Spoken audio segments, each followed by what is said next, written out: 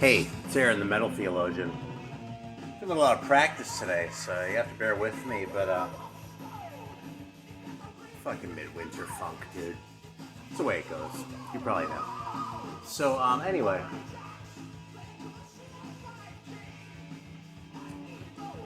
Went through a bit of a dry spot as far as the records I was listening to, but lately I pulled out a few more, and I'll tell you something, I pulled out a few, well, I'll just say I pulled out some rare ones. Because, you know, when I got these things, I got most of these a long time ago, and I have a tendency when I get them, I play them a lot, like really take them in, and a lot of times I just, you know, like the Street Child record, dude, I know that record inside and out, you know? The Militia record, like fucking every note, or Wizard and shit like that. So, you know, after a while, these things kind of come out less than they did, you know, for the first 5 years or whatever that I had them, but, the thing is, a lot of them have been on the shelf for a while now, too, and so it's like, shit, you know, this is a really good one, and so, actually, I'm going to show some that fall in the I bought them a long time ago category.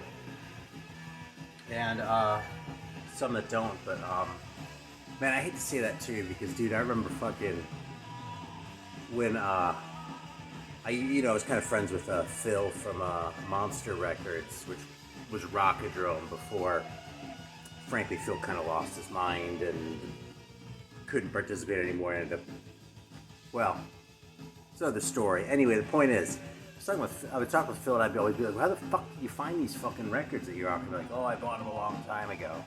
And I'm doing exactly the same thing to y'all. So, I don't know, man. That's the way it goes. This is one actually, the one that we're playing, though, is one of the rare ones, so.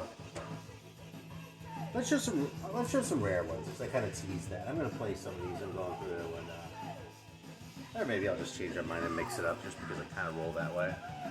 This was playing right now is Relic, and it's Remember the Future, which is a record title that is as common as it is lame.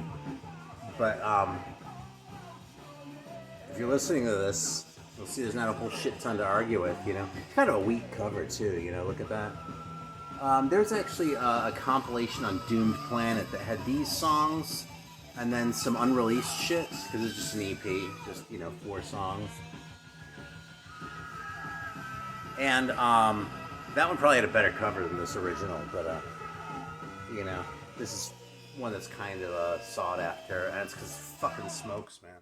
Where are these guys from? Santa Clara is the address, so yeah, I think they're a California band, so that's Silicon Valley, for those of you who haven't spent as much time in California as I have. And, you know, I'm going to just go ahead and throw on the next one that I want to talk about for a minute here, because, if I've shown this one before at all, it's been a long time. And, frankly, I'd forgotten what this one sounded like. This one had a much, like, darker and sort of, just kind of weirdo edge to it. You know what I mean? I've got another weird one right here that I busted out that I'll talk about in a minute. But, this is, a band called Mystique, a Canadian band. And, yeah, I have to check this shit because it plays at 45.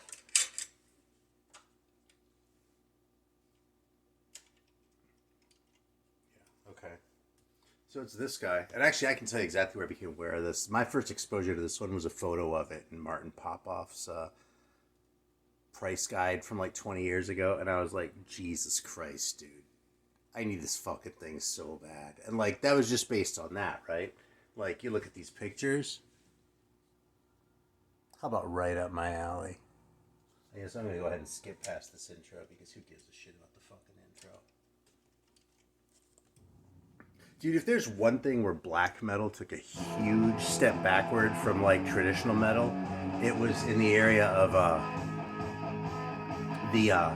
just unnecessary intros. Because like that was already kind of not my favorite thing about metal. Not that a good intro can't be really good, you know, it can be, but you know, it's usually not.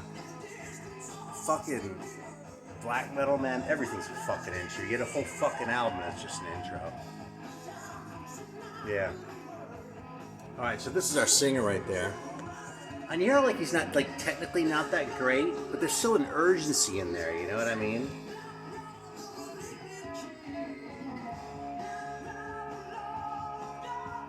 You know what I mean? Like, he isn't, you know, a good singer, But the way he delivers this thing works with the forward momentum of how the riff is written.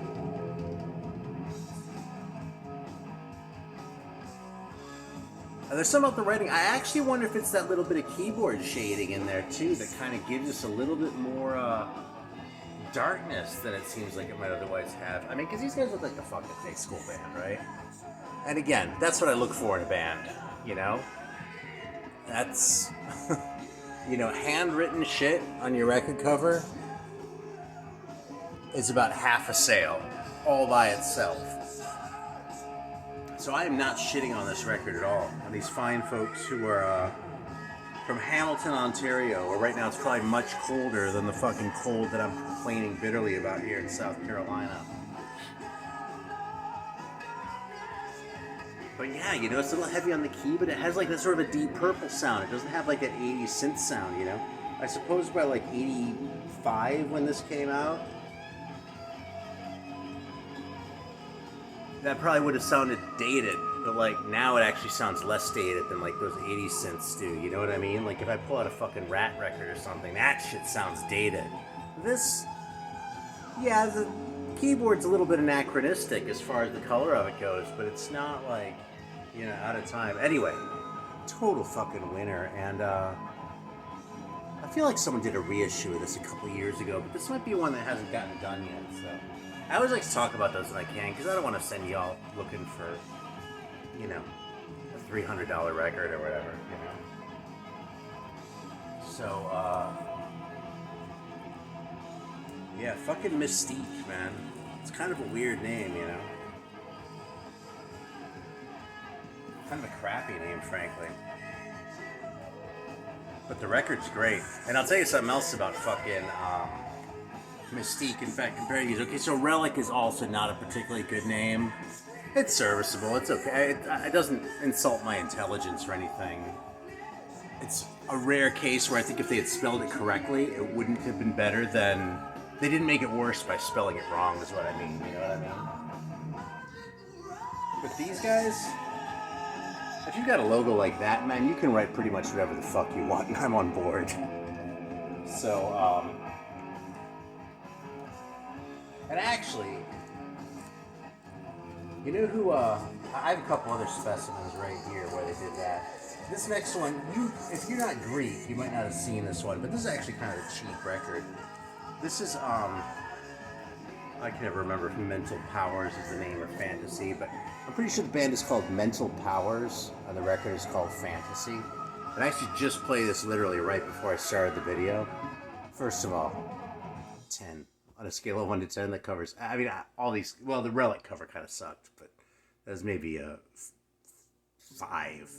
But this one and the Mystique are obviously easy 10s. And this is another kind of eccentric one. I mean, look at those fucking guys, right? Like, normally you see those guys on the record and you put it right back in the bin. But this thing also has a weird sort of haplessness to it, which may be from the fact that they're Greek and kind of so far removed. I mean, even from what was going on in, like, Germany at the time, let alone UK or the US, you know what I mean?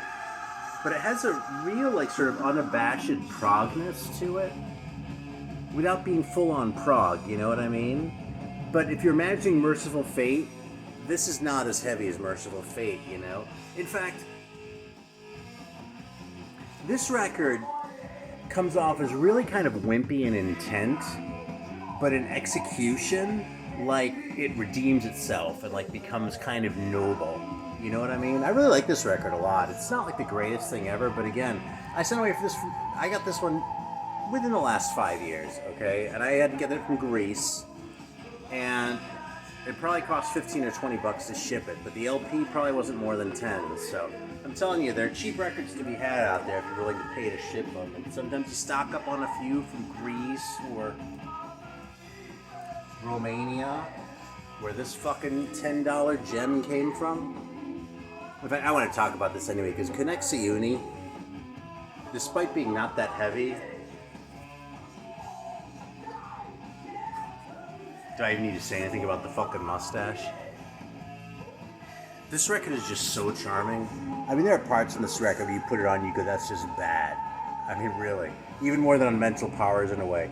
But the whole thing just fucking works together, and it's a record. I just can't not love this record. You know what I mean? It's just like brimming over with a certain kind of charisma that I can't. And the reason I'm bringing it up, not only because I played it, because I also played this Romanian one recently by Commando, Temple Placerilor. I know Romanian's a Romance language, but that's about all I know about it. But yeah, I mean, look at that. It looks way more promising as far as the cover and shit. It's just not as good, man. You know what I really noticed about this record? That the quality of the Romanian vinyl is kind of shitty compared with what was being pressed in other parts of the world at the same time.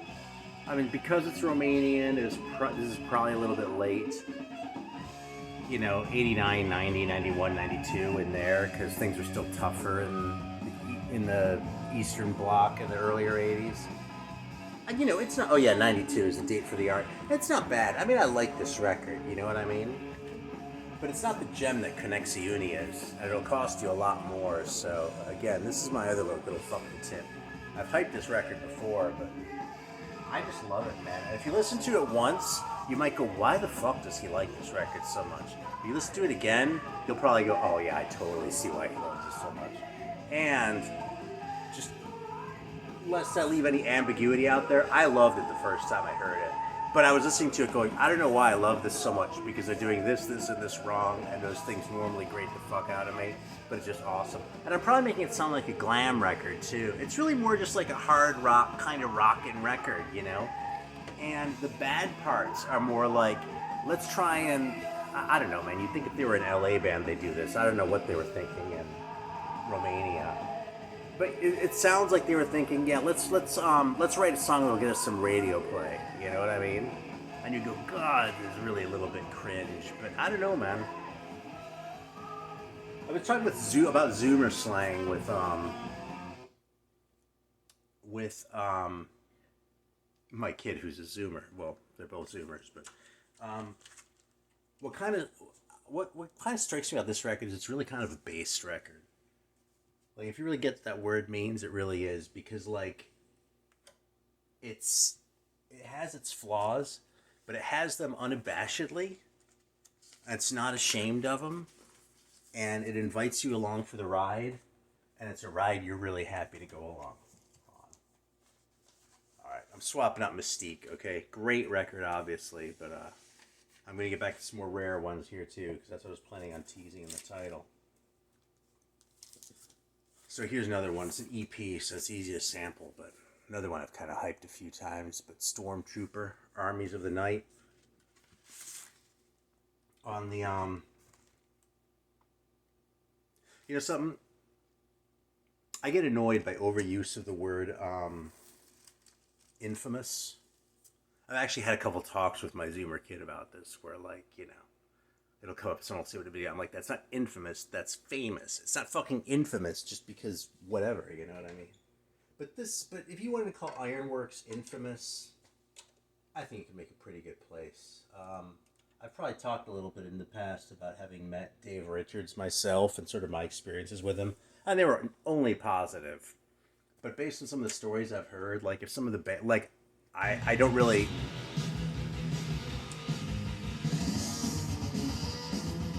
I don't remember the fucking speed this plays at now.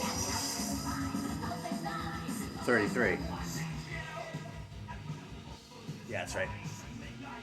That's a really meaty singer, and that's a good singer, you know what I mean? Like, this guy has, like, a tone in his voice that dude from Mystique doesn't have. He doesn't need that delivery style like this other guy does, but... Where's that fucking chunk, though, man? It just fucking rocks. Anyway, I was going to say anything on the Ironworks label is kind of hard to find.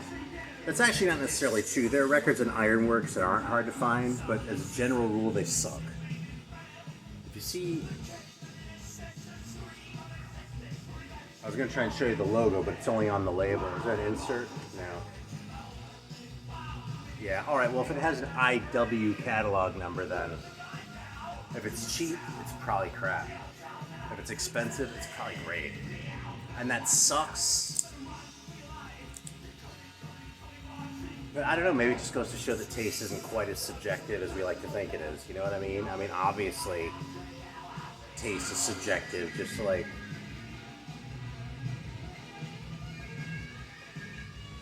I mean, I get philosophical about it, but... there are certain ones that are more highly regarded than others. That tends to be for a reason. Also on the Ironworks label, I might have just talked about this one recently because I haven't had this one as long, but this is The High and the Mighty by Commander, which is just a fucking fantastic record, man. They almost look like, I mean, doesn't this guy almost look like he's going for a Kirk Hammett? You know, you can't blame either one of them for what they were born looking like, but it's not like he's a spitting image, but yeah, I just played this earlier today, man. Every fucking song on here is great. Knights of the Round Table, right off the bat, great opener, man. Terror is an awesome song. Their cover of Kill the King, huge balls just even attempting that song. And then it's not even the last song on the record, it's like a throwaway. It's like in the middle there, you're stoked to hear it, then it moves into Die by the Sword, and like, it just keeps it going, man. This fucking record just rocks and rocks. It's fucking... It's not like a full-on epic metal record, but it has that sort of epic sensibility, you know what I mean? It has that grandiosity that makes this kind of metal great, you know what I mean? I mean, that's actually why I kind of don't dig black metal, because it's the opposite of grandiose, you know what I mean? This kind of shit is big and bold and, like, unself-conscious about it, too, you know?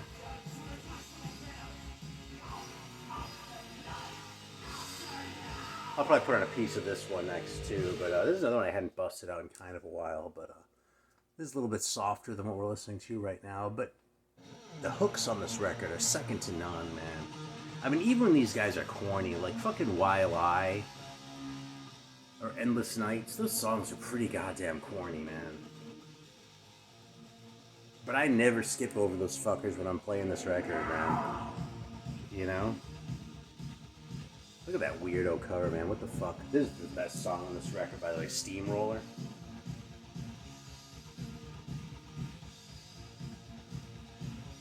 Actually, I'll show you something else you might have never seen before I completely forget. Hang on a second.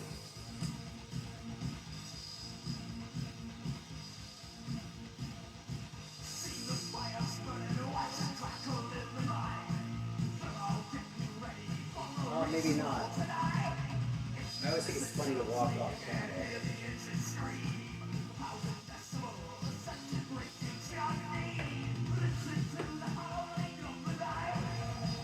Yeah, actually, here you go. So I don't know if this is the case, but like when I met Dave Richards, who would run the Ironwork label when I was living in LA, because I like bought actually a Black Death promo pack off him. And rather than have him mail it, I just drove over and hung out with him for a while. And he actually, you know, some of these tape records that were like super rare already at the time, he was like, yeah, dude, I fucking got copies of these on tapes. No one wants the tapes though. So like, here's the Commander. You know, it's not as cool a cover, you know. You see that? The Pro tape there, and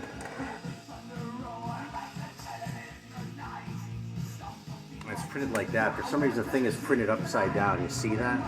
So like if you file it this way, the way most of your tapes are gonna go, the fucking thing is upside down. That's classic. That's a classic Ironworks move. Yeah, here's another one. This one doesn't even have a spine, but it does have the upside down thing. But that's the Axemaster album on tape. Blessing in the Skies. Also a fantastic record. I know I've hyped this one because I actually got my copy of this record right about the same time I started my channel. So if you go all the way back to the beginning, you might see some Axemaster on vinyl, but I'm not going to bust it out just yet. But actually, he gave me this one too, which is Live to Die by Intruder.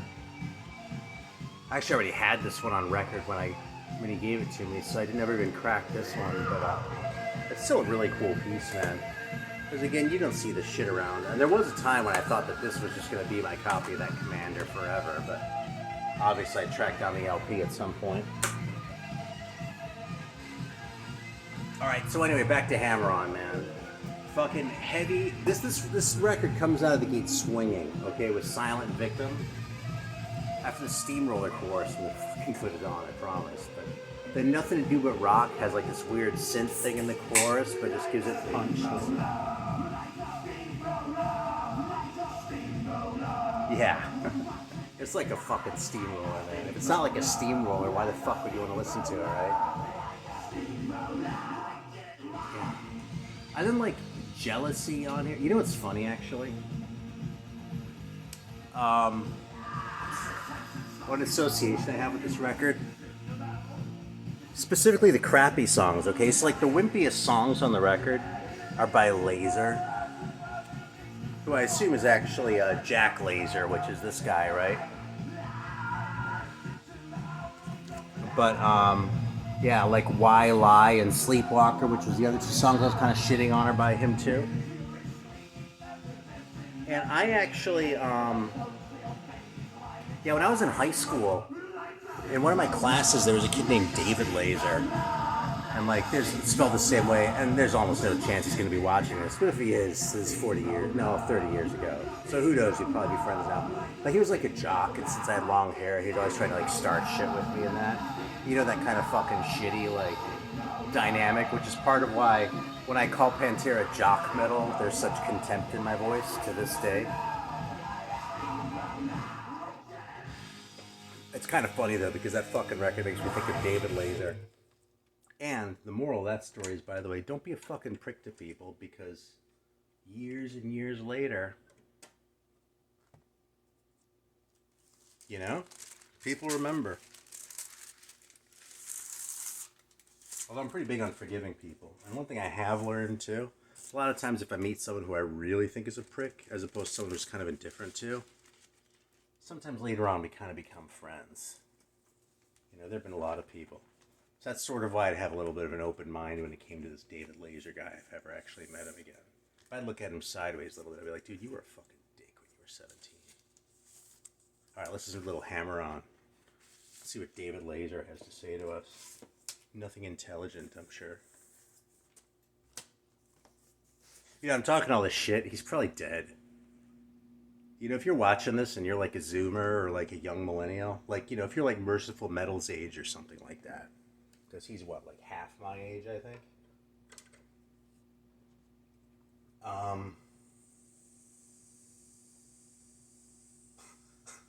I just thought a funny joke too, but it might be a little too harsh.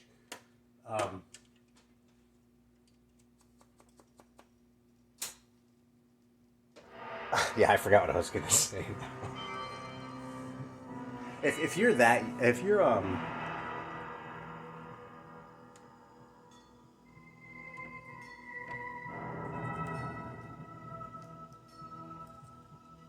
well, I completely lost it. Never mind. Maybe it'll come back to me. Anyway, kind of a stupid intro, right? But it does us the courtesy of not lasting too long. By the way, this is a Chicago band, so maybe Mr. Zep Pearl saw these guys back in the day, but anything on the Silverfin label is hard to find. Largely because the Silverfin label didn't really exist. I think it was basically a scam by one guy, you know, one of those labels, you know. Oh, I remember what I was going to say. When you get to be, if you're a little bit younger, one thing I might not be used to is the idea of, like, people you went to school with being dead, you know, because it starts to happen after a while. I remember, after my dad's mom died, I went to San Diego with him, like, sort of help him bury his mom. That's where she was. And it was a weird weekend, but I was living in San Francisco. I was like, I'm going to go down and support my dad, you know, and hang out with him, too, right? But we went to... we went to his old high school or something, and it was like some Catholic school, and like, we stopped in the office. Like, school wasn't in session or anything, but there was someone in the office, so we stopped in, and he started asking about people.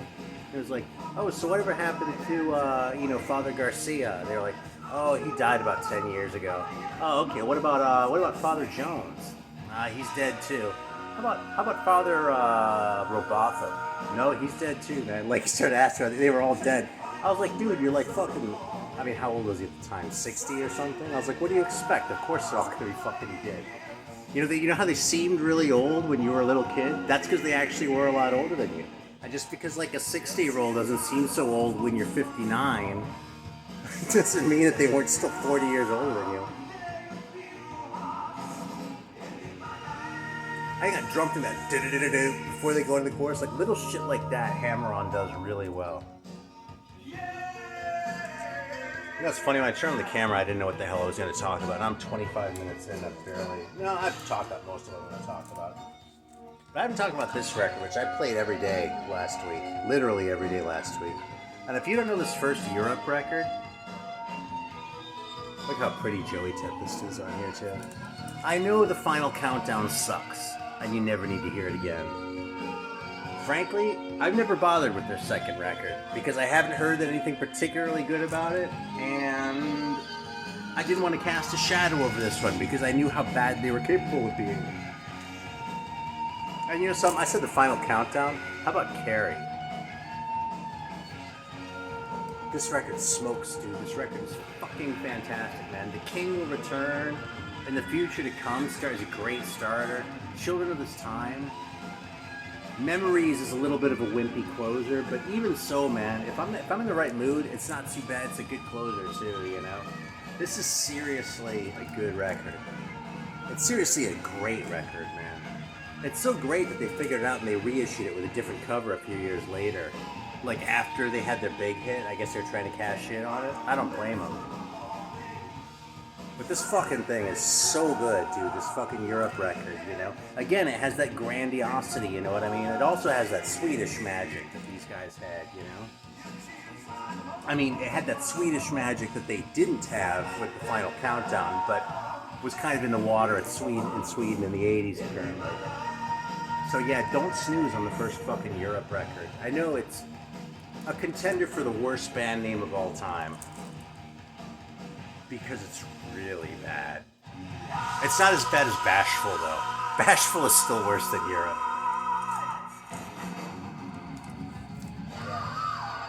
And you know, let's actually, I'm gonna show this one real quick because I pulled this one out because of John Bip Bop Boom showing a copy of Kent Rocks. So I just want to congratulate him on having found a fucking copy of that because it's a gem. And he kind of inspired me to pull this out just as I felt like hearing it, and it's also on the White Witch label. So, it's pretty standard new wave of British heavy metal shit, this record. It's only 2 songs, a 12-inch.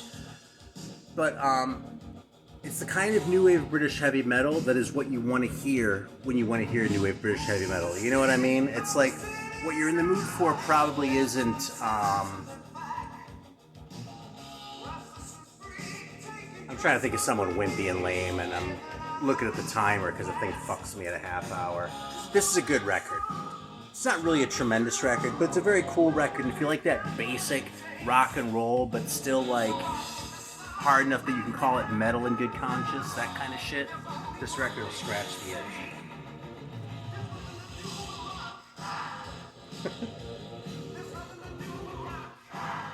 It's a little bit of grandiosity, you know? Alright, and this is what I'm going to close it out with, man, because I played this one the other day, too. It's probably my favorite 80s Judas Priest record.